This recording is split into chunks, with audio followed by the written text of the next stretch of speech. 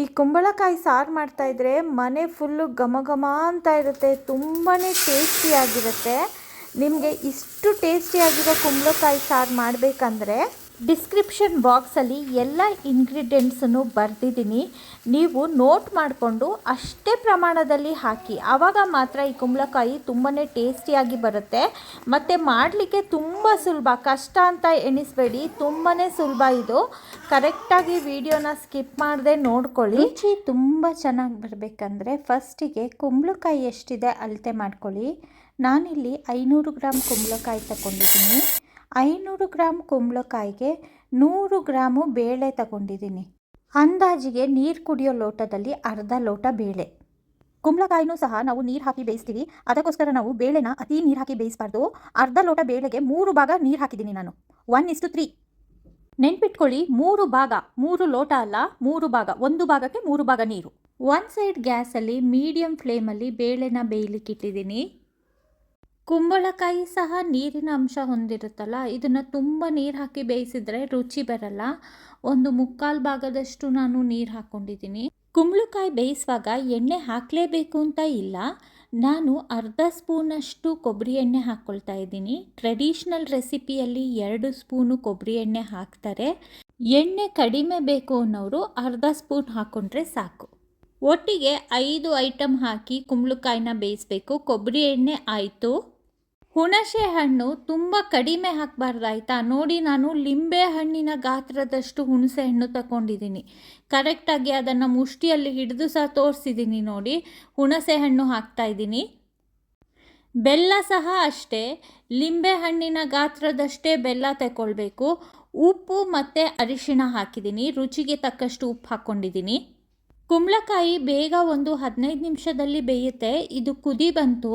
ನಾನು ಗ್ಯಾಸನ್ನು ಉಳಿಸೋಣ ಅನ್ನೋ ಕಾರಣದಿಂದ ಸಣ್ಣ ಉರಿಯಲ್ಲಿ ಇಟ್ಟು ಮುಚ್ಚಿ ಬೇಯಿಸ್ತಾ ಇದ್ದೀನಿ. ನಾನು ಸಾಮಾನ್ಯವಾಗಿ ಮುಚ್ಚೆನೇ ಬೇಯಿಸ್ತೀನಿ. ಕೆಲವರೆಲ್ಲ ಮುಚ್ಚದೆ ಬೇಯಿಸ್ತಾರೆ ಓಪನ್ ಫ್ಲೇಮಲ್ಲಿ. ಹುಣಸೆ ಹಣ್ಣು ಏನಾದರೂ ನಿಮಗೆ ಕರಗಿಲ್ಲ ಅನಿಸಿದರೆ ಕುಂಬಳಕಾಯಿಗೆ ಹಾಕಿದ್ದು ಹುಣಸೆ ಹಣ್ಣ ಒಂದು ಸಣ್ಣ ಪಾತ್ರೆಗೆ ತಗೊಂಡು ಈ ರೀತಿ ಹಿಂಡಿ ರಸನ ತೆಗೆದು ಹಾಕ್ಬೋದು. ಹುಣಸೆ ಹಣ್ಣು ರಸ ಸಹ ಹಾಕ್ಕೊಳ್ಬೋದು ಕುದಿಯುವಾಗ. ನಾನು ಸ್ವಲ್ಪ ಈಸಿ ಆಗುತ್ತೆ ಅಂತ ಹೀಗೆ ಮಾಡಿದೆ. ನೋಡಿ, ಒಂದು ಕಡೆ ಕುಂಬಳಕಾಯಿ ಬೇಯ್ತಾ ಇದೆ, ಇನ್ನೊಂದು ಕಡೆ ಬೇಳೆ ಬೇಯ್ತಾ ಇದೆ. ಇವಾಗ ಕುಂಬಳಕಾಯಿ ಸಾರಿಗೆ ಮಸಾಲೆ ರೆಡಿ ಮಾಡ್ಕೊಳ್ಳೋಣ. ಮಸಾಲೆ ರೆಡಿ ಮಾಡ್ಕೊಳ್ಳುವಾಗ ಗ್ಯಾಸ್ ಫ್ಲೇಮು ಸಣ್ಣದರಲ್ಲಿ ಇರಬೇಕು. ನಾನು ಇನ್ನೊಂದು ಸರಿ ಹೇಳ್ತಾ ಇದ್ದೀನಿ, ಯಾವುದೇ ಕಾರಣಕ್ಕೂ ಮಸಾಲೆ ಗ್ಯಾಸಲ್ಲಿ ಉರಿದೋಗ್ಬಾರ್ದು, ಜಾಸ್ತಿ ಹುರಿಬಾರ್ದು, ನಾವು ಕಹಿ ಬಂದುಬಿಡುತ್ತೆ. ಈ ಕಾರಣಕ್ಕೆ ಗ್ಯಾಸ್ ಫ್ಲೇಮು ಸ್ಲೋ ಅಲ್ಲಿ ಇಟ್ಕೊಳ್ಬೇಕು. ಮಸಾಲೆ ಸೀದೋಗ್ಬಾರ್ದು ಅಂತ ಸ್ಟವ್ ಮೇಲೆ ದಪ್ಪ ತಳ ಇರೋ ಬಾಣಲಿನ ಇಟ್ಕೊಳ್ತಾ ಇದ್ದೀನಿ. ಟ್ರೆಡಿಷ್ನಲ್ ರೆಸಿಪಿಯಲ್ಲಿ ಇದಕ್ಕೆ 2 ಚಮಚ ಕೊಬ್ಬರಿ ಎಣ್ಣೆ ಹಾಕ್ತಾರೆ. ನಾನು ಬರೀ ಅರ್ಧ ಚಮಚ ಕೊಬ್ಬರಿ ಎಣ್ಣೆ ಹಾಕಿದ್ದೀನಿ ಅಷ್ಟೇ. ನಿಮ್ಮ ಇಷ್ಟಕ್ಕೆ ತಕ್ಕಾಗಿ ಕೊಬ್ಬರಿ ಎಣ್ಣೆ ಹಾಕೊಳ್ಳಿ ನೀವು. ಮಸಾಲೆನೂ ತುಂಬ ಸುಲಭ. 7 ಐಟಮು ನೀವು ಬರೆದಿಟ್ಕೊಂಡ್ಬಿಟ್ಟು ಕರೆಕ್ಟಾಗಿ ಹಾಕಿ ಆಯಿತಾ. ಕಲರ್ ಚೆನ್ನಾಗಿ ಬರಲಿ ಅಂತ 6 ಬ್ಯಾಡಗಿ ಮೆಣಸಿನ್ಕಾಯಿ ತಗೊಂಡಿದ್ದೀನಿ.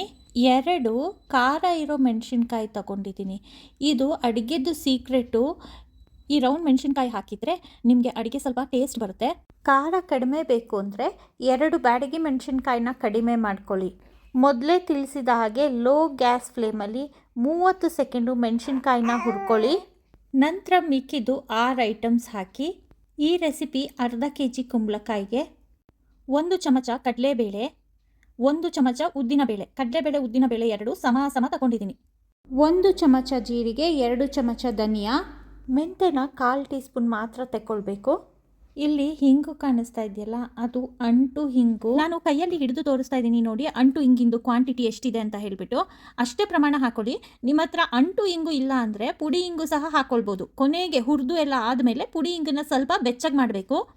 ತೊಗರಿ ಬೇಳೆ ಕೂಡ ಬೇಯ್ತಾ ಇದೆ, ಕುಂಬಳಕಾಯಿ ಕೂಡ ಬೇಯ್ತಾ ಇದೆ. ಈ ಟೈಮಲ್ಲಿ ಮಸಾಲೆನ ಉದ್ದಿನ ಬೇಳೆ ಸ್ವಲ್ಪ ಕೆಂಪಗಾಗೋವರೆಗೂ ಹುರ್ಕೊಳ್ಬೇಕು. ಸ್ವಲ್ಪ ಕೆಂಪಗೆ, ಕಂದು ಬಣ್ಣ ಬರೋವರೆಗೂ ಹುರಿಲಿಕ್ಕೆ ದಪ್ಪ ತಳ ಇರೋ ಬಾಂಡ್ಲಿ ತಗೊಂಡಿರೋದ್ರಿಂದ ಗ್ಯಾಸ್ನ ಆಫ್ ಮಾಡಿಕೊಂಡು ತೆಂಗಿನ ತುರಿ ಹಾಕ್ಕೊಳ್ಳಿ. ನೋಡಿ, ನಾನು ಕೈ ಮುಷ್ಟಿಯಲ್ಲಿ ತೋರಿಸ್ತಾ ಇದ್ದೀನಿ. ಅಷ್ಟೇ ಪ್ರಮಾಣದಲ್ಲಿ 2 ಸರಿ ತಗೊಂಡಿದ್ದೀನಿ. ಯಾಕೆಂದರೆ ನಾವು ಬೇಳೆ ಕೂಡ ಹಾಕ್ಕೊಳ್ತಾ ಇದ್ದೀವಿ, ದಪ್ಪ ಆಗಬಾರ್ದು ಸಾರು. ಇದೇ ಉರಿಯಲ್ಲಿ ತೆಂಗಿನಕಾಯಿ ಮಸಾಲೆಗೆ ಮಿಕ್ಸ್ ಆಗೋ ಥರ ಹುರ್ಕೊಳ್ಳಿ. ಹುರಿದು ತಣ್ಣಗಾಗಲಿಕ್ಕೆ ಇದೇ ಬಾಣಲಿಯಲ್ಲಿ ಬಿಟ್ಬಿಡಿ. ಇದೇ ಟೈಮಲ್ಲಿ ಬೇಳೆ ಮತ್ತು ಕುಂಬಳಕಾಯಿ ಬೆಂದಿದೆಯಾ ಅಂತ ನೋಡ್ಕೊಳ್ತಾ ಇದ್ದೀನಿ. ಬೂದು ಕುಂಬಳಕಾಯಿ ಯಾವುದೇ ರೀತಿ ಟೇಸ್ಟ್ ಇರಲ್ಲ. ಆ ಕಾರಣದಿಂದ ಇದಕ್ಕೆ ಉಪ್ಪು, ಸಿಹಿ ಮತ್ತು ಹುಳಿನ ಹಾಕಿರ್ತೀವಿ. ಕುಂಬಳಕಾಯಿ ಒಂದು 90% ಬೆಂದಿದೆ. ಇವಾಗ ನಾನು ಕುಂಬಳಕಾಯಿನ ಆಫ್ ಮಾಡ್ಕೊಳ್ತಾ ಇದ್ದೀನಿ. ಮಿಕ್ಕಿದು 10% ನಾವು ಸಾರಲ್ಲಿ ಬೇಯಿಸಬೇಕು. ಮಸಾಲೆ ತಣ್ಣಗಾಗಿದೆ. ಇದನ್ನು ನಾನು ಮಿಕ್ಸಿ ಜಾರ್ ಒಳಗಡೆ ಟ್ರಾನ್ಸ್ಫರ್ ಮಾಡಿಕೊಂಡು ಸ್ವಲ್ಪ ರಫ್ ಆಗಿ ಈ ಥರ ಪುಡಿ ಮಾಡಿಕೊಂಡು ನಂತರ ನೀರು ಹಾಕಿ ರುಬ್ಬಿದ್ದೀನಿ. ನೀರು ಹಾಕಿ ತುಂಬ ನುಣ್ಣಗೆ ರುಬ್ಕೊಳ್ಬೇಕಾಯ್ತಾ. ಇವಾಗ ರುಬ್ಬಿರೋ ಮಸಾಲೆ ಮತ್ತು ಕುಕ್ಕರಲ್ಲಿ ಬೇಯಿಸ್ಕೊಂಡಿದ್ವಲ್ಲ ಬೇಳೆ, ಅದು ಎರಡನ್ನು ಕುಂಬಳಕಾಯಿ ಇರೋ ಪಾತ್ರೆ ಒಳಗಡೆ ಟ್ರಾನ್ಸ್ಫರ್ ಮಾಡ್ಕೊಳ್ತಾ ಇದ್ದೀನಿ. ಸ್ಮೆಲ್ ಚೆನ್ನಾಗಿ ಬರಲಿ ಅಂತ ಸ್ವಲ್ಪ ಹಸಿ ಕರಿಬೇವು ಹಾಕ್ಕೊಂಡಿದ್ದೀನಿ. ಚೆನ್ನಾಗಿ ತಿರುಗಿಸ್ತಿದ್ದೀನಿ. ಕನ್ಸಿಸ್ಟೆನ್ಸಿ ನೋಡಿಕೊಂಡೆ ತುಂಬ ದಪ್ಪ ಇದೆ.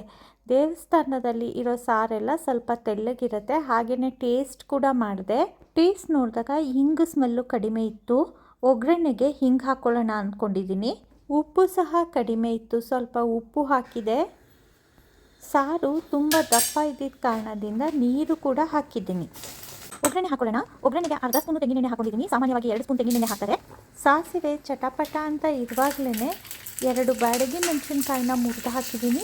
ಆಮೇಲೆ ಕರಿಬೇವು ಹಾಕ್ಕೊಂಡಿದ್ದೀನಿ. ನೋಡಿ, ಗ್ಯಾಸ್ ಆಫ್ ಮಾಡಿದ ಮೇಲೆ ಒಂದು ಅರ್ಧ ಸ್ಪೂನಷ್ಟು ಹಿಂಗೆ ಹಾಕ್ತಾಯಿದ್ದೀನಿ. 500 ಗ್ರಾಮ್ಗೆ ಅರ್ಧ ಸ್ಪೂನಷ್ಟು ಹಿಂಗು, ಪುಡಿ ಹಿಂಗು. ಅದು ಟೇಸ್ಟ್ ಮಾಡಿದಾಗ ಹಿಂಗಿನ ಸ್ಮೆಲ್ ಕಮ್ಮಿ ಇತ್ತಲ್ಲ, ಅದಕ್ಕೋಸ್ಕರ ಅರ್ಧ ಸ್ಪೂನಷ್ಟು ಹಿಂಗೆ ಹಾಕ್ಕೊಳ್ತಾ ಇದ್ದೀನಿ. ಹಿಂಗು ಒಂದೊಂದು ಬ್ರ್ಯಾಂಡು ಒಂದೊಂದು ಥರ ಸ್ಮೆಲ್ ಇರುತ್ತೆ. ನಾನಿಲ್ಲಿ ಒಗ್ಗರಣೆಗೆ ಪುಡಿ ಹಿಂಗು ಹಾಕಿದ್ದೇನೆ. ನೋಡಿ ಎಷ್ಟು ಚೆನ್ನಾಗಿ ಬಂದಿದೆ ಕುಂಬಳಕಾಯಿ ಸಾರು. ಮನೆ ಫುಲ್ಲು ಕುಂಬಳಕಾಯಿ ಸಾರಿನ ಸ್ಮೆಲ್ ಬರ್ತಾ ಇದೆ. ದೇವಸ್ಥಾನದಲ್ಲೆಲ್ಲ ಚೆನ್ನಾಗಿ ಒಂದು 10 ನಿಮಿಷ ಆದರೂ ಸಾರನ್ನ ಕುದಿಸ್ತಾರೆ. ಅದಕ್ಕೋಸ್ಕರ ಆ ಸಾರು ಸ್ಮೆಲ್ಲು ತುಂಬ ಚೆನ್ನಾಗಿರುತ್ತೆ, ಟೇಸ್ಟ್ ಕೂಡ ಚೆನ್ನಾಗಿರುತ್ತೆ. ನಿಮಗೆ ನೆನಪಿದೆಯಾ, ನಾವು ಕುಂಬಳಕಾಯಿನ ಒಂದು 90 ಭಾಗದಷ್ಟು ಬೇಯಿಸ್ಕೊಂಡಿದ್ವಿ. ಹಾಗಾಗಿ ಸಾರಲ್ಲಿ ಇನ್ನೊಂದು 10 ಭಾಗ ಬೇಯಲಿ. ಅದಕ್ಕೋಸ್ಕರ ನೀವು ಒಂದು 10 ನಿಮಿಷ ಸಾರನ್ನ ಲೋ ಫ್ಲೇಮಲ್ಲಿ ಕುದಿಲಿಕ್ಕೆ ಇಟ್ಬಿಡಿ. ಕೊನೆಗೆ ಹೆಚ್ಚಿರೋ ಕೊತ್ತಂಬರಿ ಹಾಕ್ಕೊಳ್ಳಿ. ತುಂಬ ಟೇಸ್ಟಿಯಾಗಿರೋ ಸಾರು ರೆಡಿಯಾಗಿದೆ. ನೋಡಿ, ಕನ್ಸಿಸ್ಟೆನ್ಸಿ ನೋಡ್ಕೊಳ್ಳಿ ಹೇಗಿದೆ ಅಂತ. ಹೀಗೆ ನೀರಾಗಿ ಇರುತ್ತೆ ದೇವಸ್ಥಾನದಲ್ಲಿ ಇರೋ ಸಾರು.